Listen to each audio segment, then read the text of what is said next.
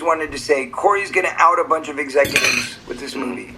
I'm not outing a bunch of executives with this movie.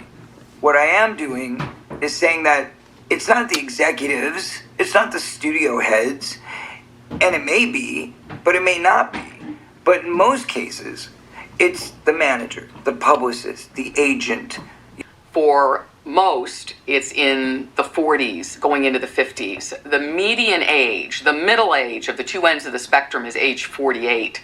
The average age to come forward as a sex abuse victim is age 52. And what's the statute of limitations? In the state of California, it's conveniently half of 52, it's 26. California actually has the loosest statute out of all the states. We're like in the top tier. That's how scary it is. Because we just abolished it from 2017 on.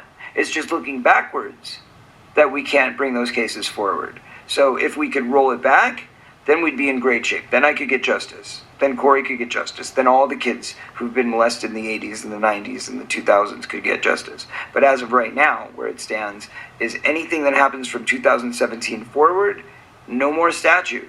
What he's been helping with is the statute of limitations reform. And he came out to New York, to Albany, spoke to legislators, held a press conference. He's a whistleblower. He's a classic whistleblower in a particular arena. And so he's really, really important to Child USA and also to the movement. Child USA is the nonprofit I started for the purpose of continuing what I've been doing for 20 years, which is fighting for children's rights and access to justice for the victims. I did not know about what was actually going on set until much later. I really learned mostly from Corey Feldman when he and I appeared on Dr. Oz at the end of 2017. He essentially came on TV to talk about the fact that he'd been blowing the whistle all these years. Nobody was listening. I was just so impressed with him, and he was so articulate. But he also reminded me of so many of the survivors in this movement that are shut out of court and have been treated really badly. It happens everywhere, not just in Hollywood. Hollywood is unfortunately a playground for pedophilia. Well, you know, it turned out that the paradigm that we saw in Spotlight in Boston about the Boston Archdiocese, which, you know, the news there was that the higher-ups were covering up sex abuse.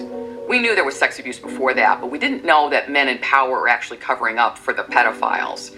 Once you saw that paradigm, then all of a sudden we could see Penn State, and then we could start seeing it everywhere. We saw it in Larry Nassar most recently.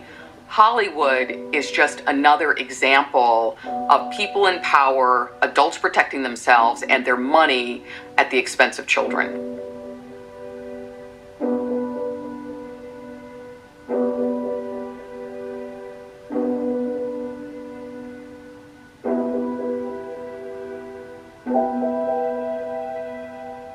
To Corey, and I need to get my truth out there no matter what.